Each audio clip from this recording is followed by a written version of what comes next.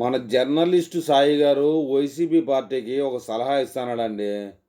దరిద్రానికి దత్తపుత్రుడైన పొన్నవోలు సుధాకర్ రెడ్డి వైసీపీకి న్యాయవాదిగా ఉంటే ఒక్కడు కూడా బెయిల్ ఇయ్యడు. వాడి ముఖం చూసి ఈ సోషల్ మీడియాలో కేసులన్నీ కూడా 14 రోజులు రిమాండ్కి పోతున్నాయి. ఎవరు కూడా చిన్న కేసు కానీ పెద్ద కేసు కానీ అటు మండల స్థాయి కోర్టులో కానీ జిల్లా స్థాయి కోర్టులో కానీ హైకోర్టుకు పోయినా కూడా ముందు వాడిని ఇచ్చి పక్కన తేంగండి.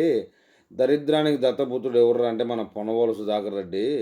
వాడి ముఖం చూస్తే కోర్టులో జడ్జిలు ఎవరైనా సరే బెయిల్ ఇచ్చే అవకాశమే లేదట. బెయిల్ ఇద్దాంలే అని న్యాయవాదులు ఫిక్స్ అయినా కూడా ఈ ముఖం చూసేటప్పటికి లాస్ట్కి బెయిల్ వద్దు 14 రోజులు రిమాండ్ ఏంటని అని చెప్పేసి అంటారంటండి. ఈ విషయాన్ని మన జర్నలిస్టు సాయి గారు నేరుగా జగన్మోహన్ రెడ్డికి సలహా ఇచ్చేంత శక్తి లేకపోయినా ట్విట్టర్ వేదికగా చూడండి, పక్కనే ట్విట్టర్ వేదికగా సైతం సలహా ఇస్తాడు. మరి సలహాని మన జగన్మోహన్ రెడ్డి పాటిస్తారో, వీడి ముఖంలో వీడు చెప్పేది ఏంది నేను పాటించేది ఏందిలే అని ఏమన్నా సలహా తీసుకుంటారో తెలియదు. కానీ మొత్తానికైతే పొన్నవోలు సుధాకర్ రెడ్డి ఫోటో అయితే చూశాను నేను ఇవాళ ప్రత్యేకించి.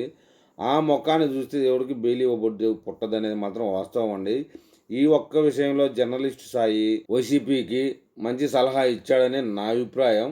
మరి మీ అభిప్రాయాన్ని కామెంట్ రూపంలో తెలపండి. జగన్మోహన్ రెడ్డి గారు ఫస్ట్ చూసుకోవాల్సింది లీగల్ విభాగాన్ని అర్జెంటుగా బాగు చేసుకోకపోతే కష్టమే.